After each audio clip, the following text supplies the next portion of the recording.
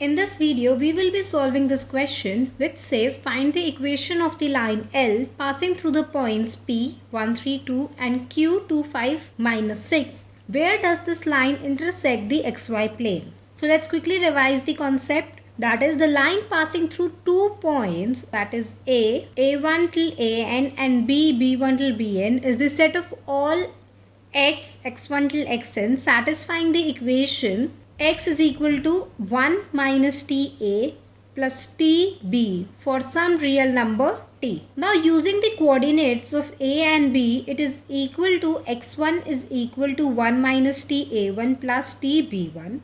Your x2 is 1 minus ta2 plus tb2 and this goes on till xn is equal to 1 minus tan plus tbn.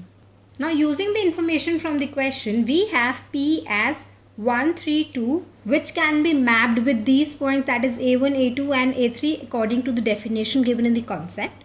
And Q is 2, 5, minus 6 which can again be mapped to these points, that is B1, B2 and B3. So making the substitutions, I get x1 is equal to 1 minus t multiplied by 1 plus t2. So how am I getting this? As A1 is 1 and B1 is 2. Now for x2, your A2 is 3 and B2 is 5. And similarly for x3, your A3 is 2 and B3 is minus 6. So if you simplify this, you will get that x1 is equal to 1 plus t, x2 is equal to 3 plus 2t and x3 is equal to 2 minus 8t, which is the equation of a desired line. Now with this information at hand, we have to also find where this line intersects the xy plane. And if that is the case, then your x3 will be equal to 0. So equating x3 to 0, I get that 2 minus 8t is equal to 0 or 8t is equal to 2 or t is equal to 1 divided by 4. Now substituting the value of t in this equation and this equation, I can get the values of x1 and x2. Thus making this substitution, I get that x1 is equal to 1 plus 1 divided by 4 which is 5 divided by 4 and x2 is equal to 3 plus 2 multiplied by 1 divided by 4 which is equal to 7 divided by 2. Thus the line meets the xy plane at 5 divided by 4, 7 divided by 2 and 0.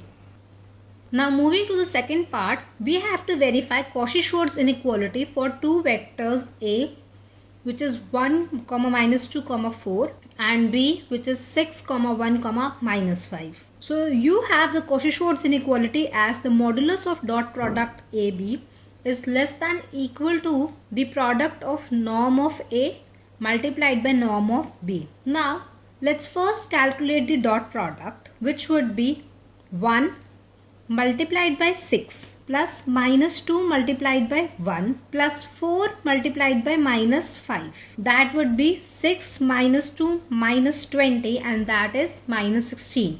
Taking the modulus of this, that will give me 16. Now let's compute the norm of A, which is nothing but square root of dot product of A with A. That will give me square root of 1 multiplied by 1 plus minus 2 multiplied by minus 2 plus 4 multiplied by 4. Now solving this, I get that norm of A is equal to root 21. Similarly, norm of B is equal to square root of dot product of B with B. That is 6 multiplied by 6 plus 1 multiplied by 1 plus minus 5 multiplied by minus 5. That would be square root of 36 plus 1 plus 25 or square root of 62. Now on the RHS or on the right hand side, I have norm of A multiplied by norm of B. That would be root 21 multiplied by root 62. Now in order to make the rough calculations, because we are only dealing with the inequality, we don't have to do the fair calculations.